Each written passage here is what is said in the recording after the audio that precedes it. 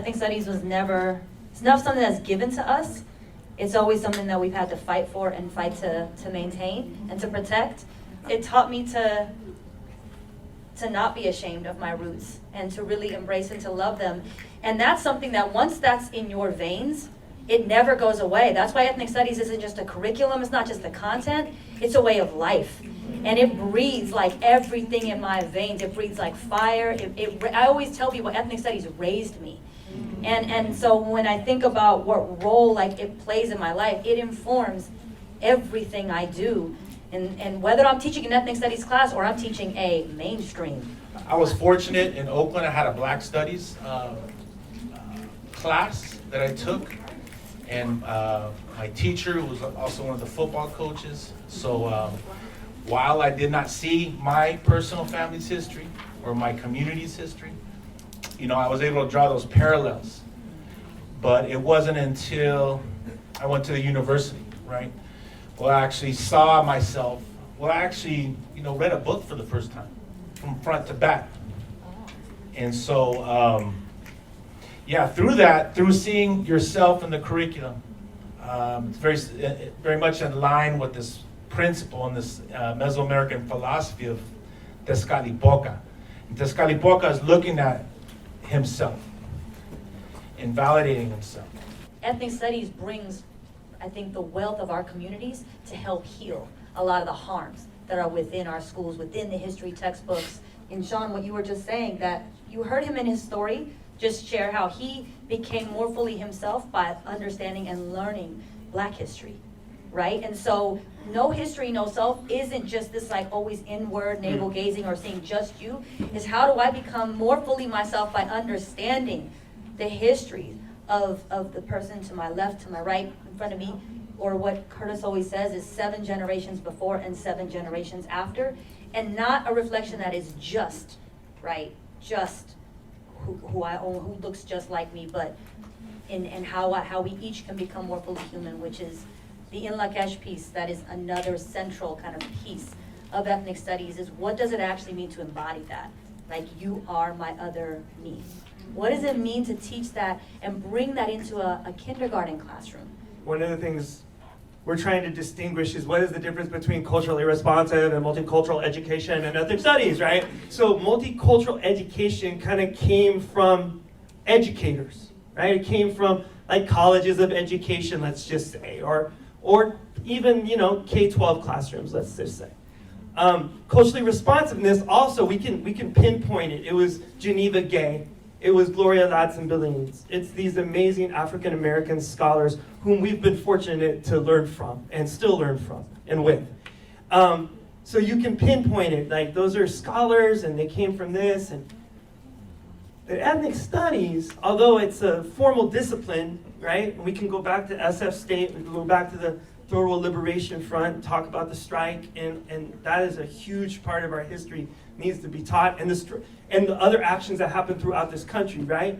Because it wasn't just at SF State, but it became a discipline at SF State in 1968. But really, when I was reflecting, my ethnic studies came from our ancestors, came from our abuelitas, our nanas, our tatas, as we would say in Tucson, and it came from your grandparents, right?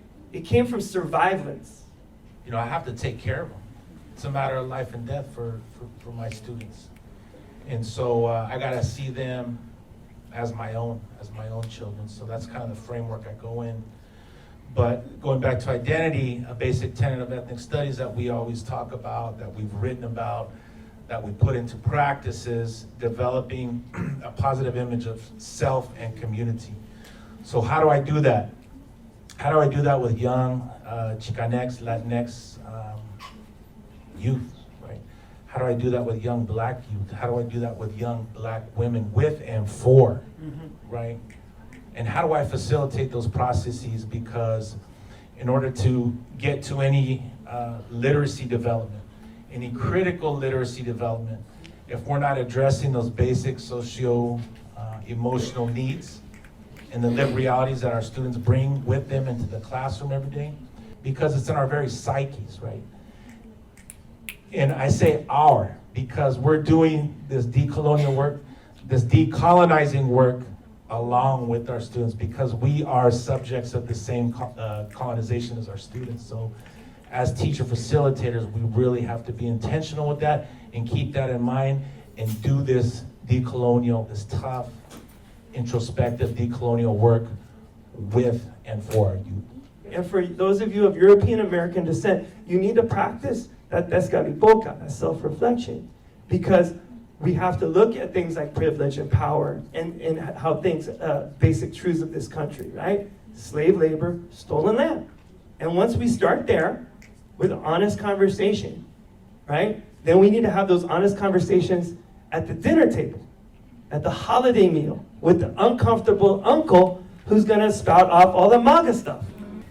I love when you just spoke about, just mentioning the word hallways, the idea that ethnic studies is, as you've all said, is not just a classroom and it's not just something that can be contained, but it's a way of life. It's a way of having love permeate your school community. You can't stop. To want freedom, to want justice is to welcome struggle. So when people have questions, like we have to really think about what does it mean to embody, to give your heart and your life to that, and that ethnic studies are reminding people it isn't cognitive. It's not all here. We can learn a lot of things here. That's not what I'm interested for my students. I want it to be in your core. And it's not. There's no certain things I can tell you. I want to create an experience for you to really feel it. And that is a different kind of learning that I think ethnic studies offers. It's a space of unlearning and unconditioning and being liberated. What did that look like, and what does that look like tangibly in the classroom? What are the principles and the tenets that ethnic studies classes are founded on? We really have to solidify ourselves in that positionality that we are servants of the parents, right?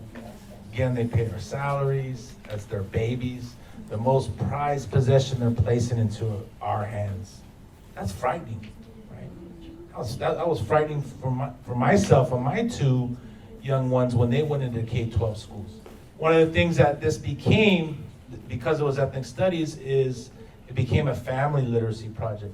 Because students would take our books and they'd take them home and then the parents would jack them, right? They paid for them, they should be able to take them, right? And then they would start reading them. And that's a good problem to have, right, folks? You cannot do it alone. And so really fine. So when we talk about solidarity, which is the piece that I know we're moving towards, right, Isang Baksak, that solidarity piece is so clutch and important. Isang bagsak, say it with me. Isang bagsak. Those 4 syllables have this movement. It's a movement phrase, right? It also symbolizes if one falls, we all fall. If one rises, we all rise.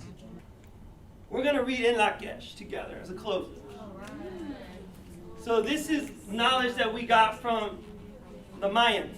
So what we're going to do is we're going to read the words of Luis Valdez, what he tried to symbolize in English and Spanish, right? Spanish and English, if we read it across from left to right, what it meant to him, what In Lakesh meant to him. This is something that I read with my students every day before class. So 5 periods a day.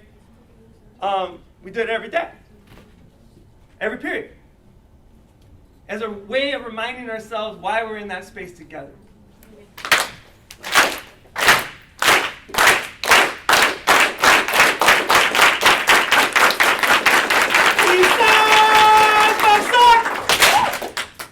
In Lakesh. Tú eres mi otro yo, you are my other me. Si te hago daño a ti, if I do harm to you, me hago daño a mí mismo. I do harm to myself. Si te amo y respeto, if I love and respect you, me amo y respeto yo.